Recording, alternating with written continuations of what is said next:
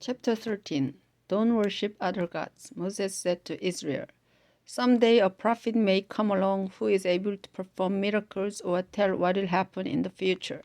Then the prophet may say, 'Let's start worshiping some new gods, some gods that we know nothing about.' If the prophet says this, don't listen.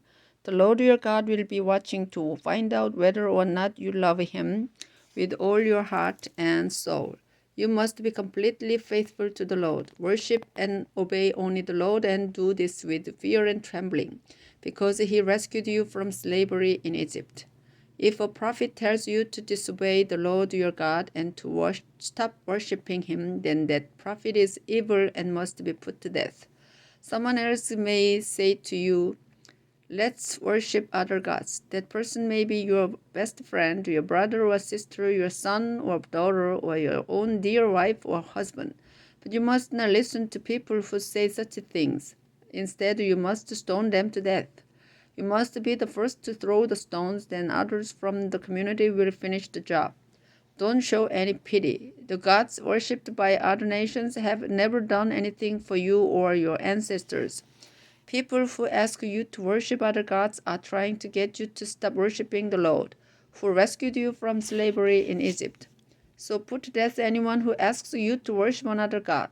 And when the rest of Israel hears about it, they will be afraid, and no one else will ever do such an evil thing again. After the Lord your God gives you towns to live in, you may hear a rumor about one of the towns. You may hear that some worthless people have talked everyone there into worshiping other gods, even though these gods had never done anything for them. You must carefully find out if the rumor is true. Then, if the people of that town have actually done such a disgusting thing in your own country, you must take your swords and kill every one of them and their livestock too. Gather all the possessions of the people who lived there and pile them up in the marketplace. Without keeping anything for yourself, set the pile and the whole town on fire, and don't ever rebuild the town. The whole town will be a sacrifice to the Lord your God. Then he won't be angry anymore, and he will have mercy on you and make you successful just as he promised to your ancestors. That's why you must do what the Lord your God says is right. I am giving you his laws and teachings today, and you must obey them. Chapter 14. Don't mourn like other nations. Moses said, "People of Israel, you are the Lord's children, so when you mourn for the dead, you must not cut yourselves or shave your forehead. Out of all the nations on this earth, the Lord your God chose you to be his own. You belong to the Lord, so don't behave like those who worship other gods. Animals that can be eaten. This is also told in Leviticus 11:1-47. Moses said, "Don't eat any disgusting animals. You may eat the meat of cattle, sheep, and goats, wild sheep and goats and gazelles, antelopes, and all kinds of deer. It is all right to eat meat from any animals that have divided hoofs and also chew the cud. But don't eat camels, rabbits, and rock buzzards. These animals chew the cud but do not have divided hooves. You must treat them as unclean, and don't eat pork, since pigs have divided hooves, but they do not chew their cud. Don't even touch a dead pig. You can eat any fish that has fins and scales. But there are other creatures that live in the water, and if they do not have fins and scales, you must not eat them. Treat them as unclean. You can eat any clean bird, but don't eat the meat of any of the following birds: eagles, vultures, falcons, kites, ravens, ostriches, owls, seagulls, hawks, pelicans, ospreys, cormorants, storks, herons, and hoopoes. You must not eat bats. Swarming insects are unclean, so don't eat them. However, you are allowed to eat certain kinds of winged insects.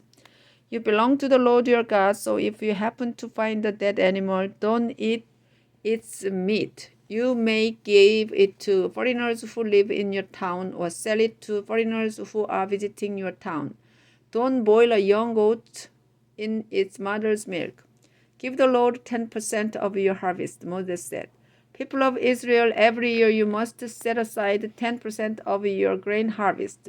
Also set aside 10% of your wine and olive oil and the firstborn of every cow, sheep, and goat. Take these to the place where the Lord chooses to be worshipped and eat them there. This will teach you to always respect the Lord your God. But suppose you can't carry that 10% of your harvest to the place where the Lord chooses to be worshipped. If you live too far away, or if the Lord gives you a big harvest, then sell this part and take the money there instead.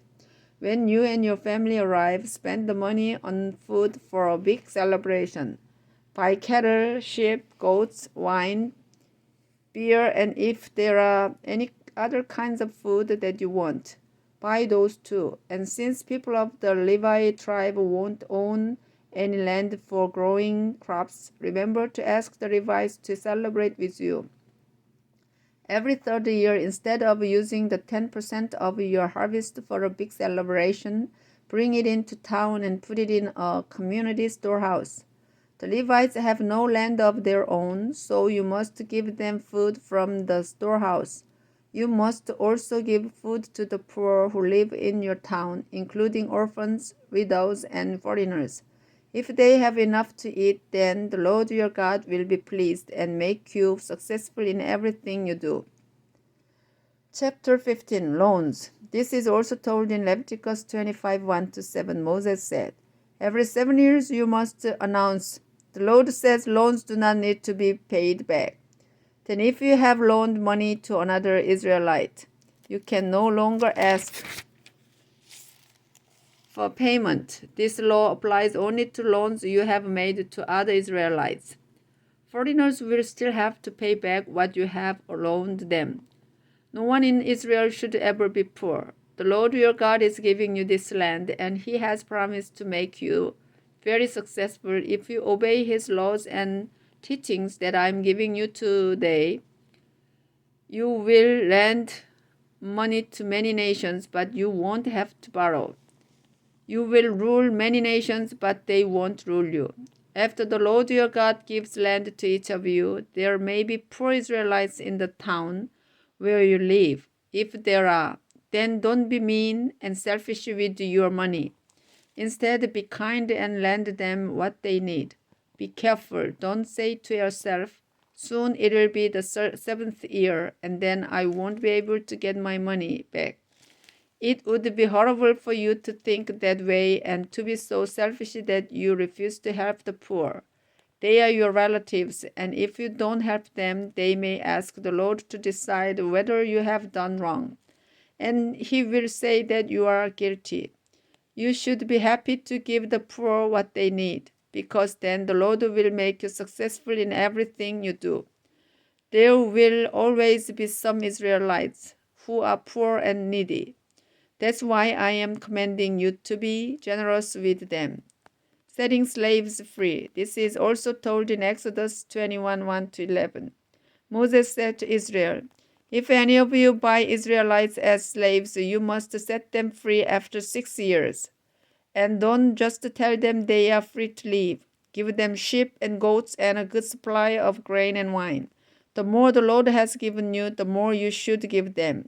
I am commanding you to obey the Lord as a reminder that you were slaves in Egypt before He set you free. But one of your slaves may say, I love you and your family, and I would be better off staying with you, so please don't make me leave. Take the slave to the door of your house and push a sharp metal rod through one ear lobe and into the door. Such slaves will belong to you for life, whether they are men or women. Don't complain when you have to set a slave free. After all, you got 6 years of service at half the cost of hiring someone to do the work. Firstborn animals. This is also told in Leviticus 27, 26, 27.